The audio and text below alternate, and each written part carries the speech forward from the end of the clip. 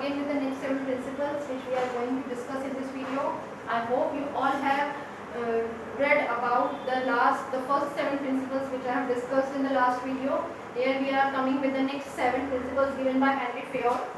So the 8th principle, which is known as unity of direction, principle of unity of direction. According to this principle, Henry Fayol said that one unit means one plan. यानी उसने ये बोला है कि एक unit को एक plan मान के चलो. फॉर एग्जांपल हमारी ऑर्गेनाइजेशन है, वो डील कर रही है बहुत सारे प्रोडक्ट्स के साथ. फॉर एग्जांपल इसमें मेडिसिन भी बन रही हैं, we have the production of utensils also, we have the production of toys also. तो ये जो डिफरेंट डिपार्टमेंट्स हैं, हर डिपार्टमेंट का अपना प्लान होना चाहिए. मेडिसिनल जो यूनिट है उसका अपना प्लान होना चाहिए, यूटेंसिल्स डिपार्टमेंट है उसका अपना प्लान होना चाहिए. इससे क्या होगा, हमारे माइंड में कंफ्यूजन क्रिएट नहीं होगी कि हमें किस प्लान के टुवर्ड्स वर्क करना है. तो जितने भी एम्प्लॉयज हैं, फॉर एग्जांपल मेडिसिनल डिपार्टमेंट में 50 एम्प्लॉयज आर वर्किंग, तो उन 50 को एक ही डायरेक्शन में मूव करना है. इन सबका एक ही ऑब्जेक्टिव है, एक ही टारगेट लेके चलना है.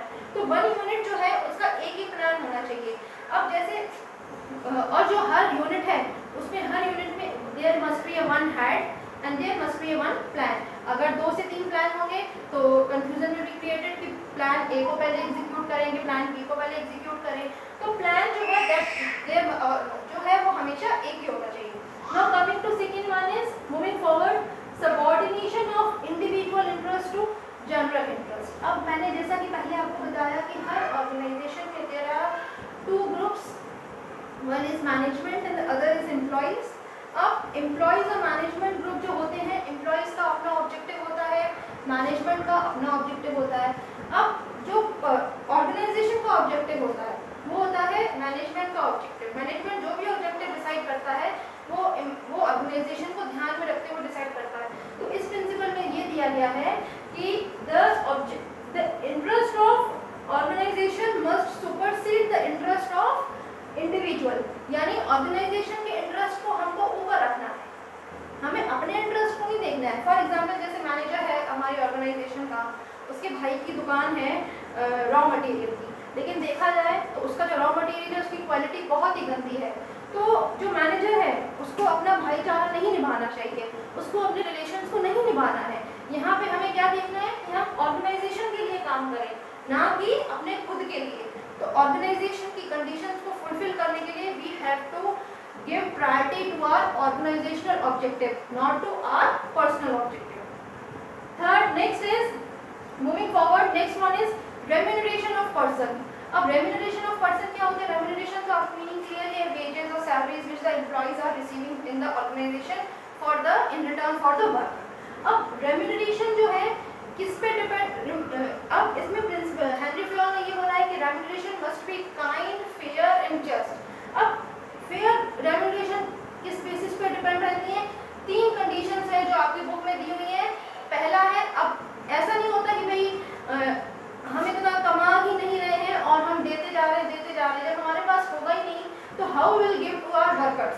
तो 3 conditions are given in your book, just go thoroughly through your book. पहली कंडीशन है financial capacity of the concern, यानी जिस ऑर्गेनाइजेशन में हम काम कर रहे हैं उसकी फाइनेंशियल कैपेसिटी इतनी होनी चाहिए कि वो आपको दे पाए. अगर वो इतना कमाएगा नहीं तो वो आपको देगा कहाँ से? सेकंड जो है दूसरी चीज वो देखता है कि कॉम्पिटिटर कितना पे कर रहा है. अगर कॉम्पिटिटर जो है वो ज्यादा, आपका जो कॉम्पिटिटर है आप कंपटीशन उससे कर रहे हो तो कहीं ना कहीं आपको भी प्रॉफिट मिल रहा होगा. तो कॉम्पिटिटर के हिसाब से आप उतना पे करो कि वो सेटिस्फाइड, एम्प्लॉय वो सेटिस्फाइड रहे. और तीसरी कंडीशन दी है minimum wages as decided by the government, as per the minimum wages act decided by the government. Government ने कुछ एक्ट्स बनाए गए हैं जिसमें सैलरीज डिसाइड की गई है. तो एम्प्लॉयज़ को इतनी सैलरीज तो देनी ही चाहिए, वरना कोई काम करने में इंटरेस्ट नहीं लेगा. तो ये 3 कंडीशन है जिसकी बेसिस पे काइंड रेम्यूनरेशन डिपेंड करती है एम्प्लॉयज़ की जो कि आपके ऑर्गेनाइजेशन में काम कर रहे हैं. ये हेनरी फेयोल ने कहा है. Next principle is principle of centralisation and decentralisation. अब इस वर्ड का मीनिंग क्या होता है सेंट्रलाइजेशन? मैंने आपको चैप्टर फर्स्ट में 3 लेवल एक्सप्लेन की थी, top level, middle level and lower level. ये 3 लेवल्स होती है मैनेजमेंट की. अब हर लेवल जो है अपने डिसीजंस खुद लेती है और फिर उसके बाद उन डिसीजंस को शेयर करती है और लेवल्स के साथ। अब मैं बात कर रही हूँ जब टॉप लेवल अपना डिसीजन ले और वो मिडिल और लोअर के साथ शेयर ना करे, तो दैट ऑर्गेनाइजेशन, एक ऐसी ऑर्गेनाइजेशन जहाँ पे टॉप लेवल डिसीजंस लेके मिडिल और लोअर के साथ शेयर ना करे, that organisation is known as centralised organisation. और जहाँ पे टॉप लेवल डिसीजन लेके मिडिल और लोअर के साथ शेयर करती है, या मिडिल कोई ऐसा डिसीजन लेती है जो टॉप और लोअर के साथ शेयर करती है, जहाँ पे तीनों लेवल्स के पास पावर है डिसीजन लेने की, that organisation is known as decentralised organisation. अब इनका मीनिंग तो क्लियर हुआ। अब हेनरी फ्योल ने क्या कहा है कि कोई भी ऑर्गेनाइजेशन कंप्लीटली सेंट्रलाइज्ड या कंप्लीटली डिसेंट्रलाइज्ड ना हो।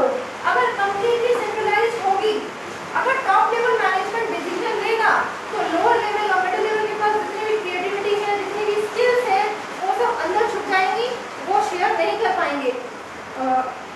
उनकी जो स्किल्स है वो बाहर निकलेंगी नहीं, जिससे कि हमारे जो टारगेट है वो अचीव नहीं हो पाएगा।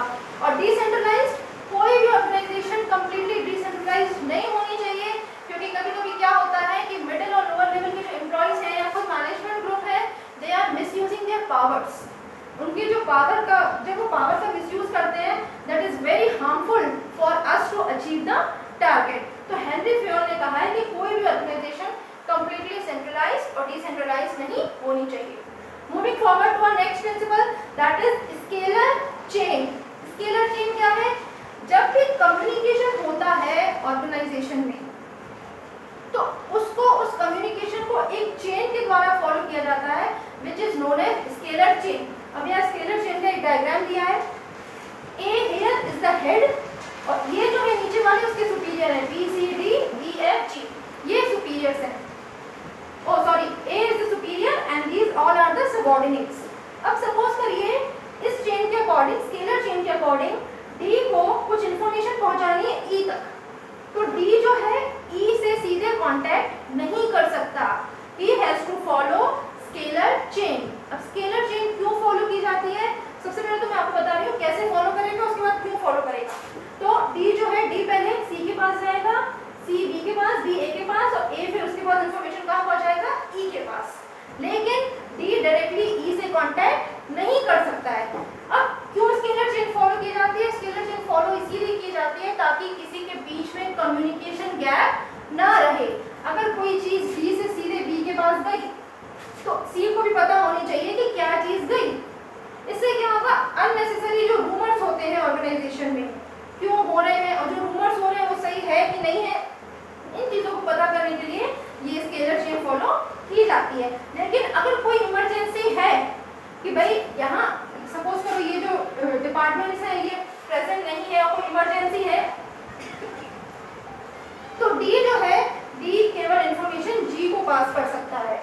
अगर दो सेम लेवल के पर्सन हो, दो सेम लेवल के, D G को पास कर सकता है, C F को कर सकता है, लेकिन डायगोनली इंफॉर्मेशन पास नहीं होती।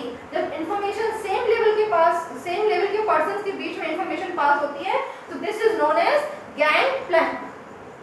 Okay, now moving forward to our next principle, that is principle of order.